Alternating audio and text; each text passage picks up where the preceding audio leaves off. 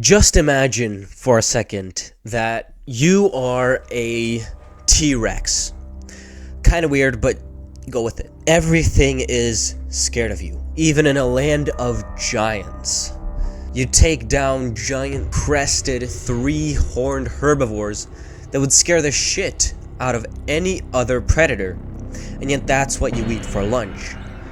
But on a particular day, you can't seem to find any of your usual meals.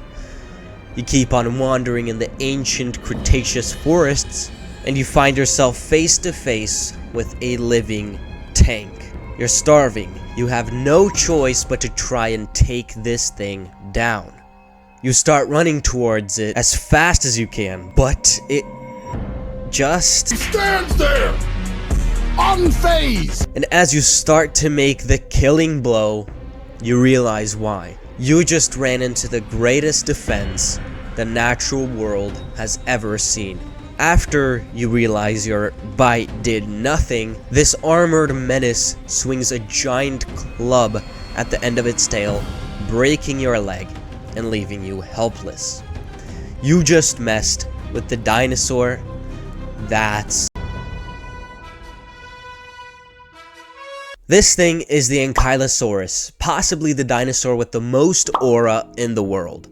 I mean, there literally hasn't been a fossil found of this thing with a T-Rex bite mark. So the story I just told was a bit unrealistic because T-Rex knew not to mess with this thing no matter what. It lived in the late Cretaceous from 68 to 66 million years ago, in a region that is now North America, more specifically the northwestern part of the US. It weighed in at about 4 to 8 tons, which is about the same as a modern-day African elephant. They were the largest species of Ankylosaurid that we know of. It was obviously a herbivore, having a diet consisting of ferns, shrubs, and a bit of fruits on the side. It most likely needed about 60 kilograms of food every day to sustain itself, which is again in line with something like the African elephants of today, and also some people.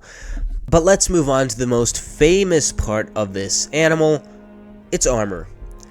Plates of this armor covered its back, and these plates were made from bone, known as osteoderms. These were actually quite thin for the Ankylosaurus. However, they were supported by seemingly randomly placed collagen fibers, and for the Ankylosaurus specifically, this armor was smoother than most other ankylosaurids. These plates and knobs could be between just 1 centimeter in diameter to over 35 centimeters in length. Some experts suggest that the armor may have also had a role in thermoregulation.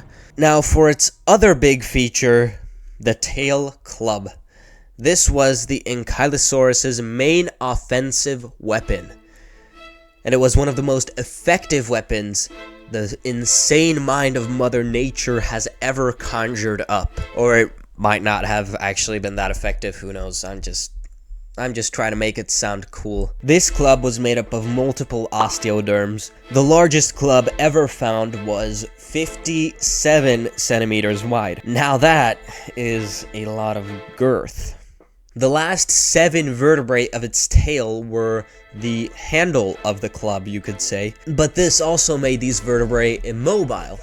But that's not a bad thing because they get a giant freaking club at the end of their tail. This club could most likely be swung up to 100 degrees. The shape of this club differs immensely between the different species of ankylosaurids, but for the Ankylosaurus, it kind of looked like an egg? Maybe?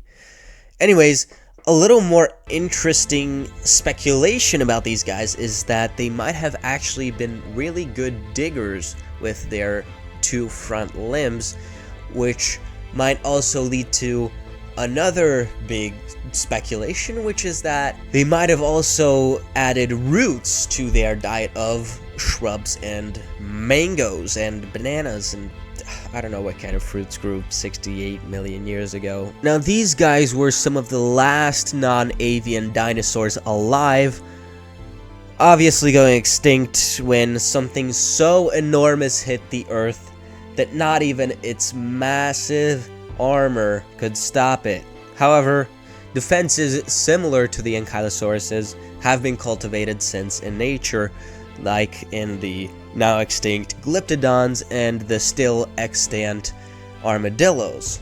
However, none have been as impressive as this living tank. Thank you for watching, and I'll see you in the next video.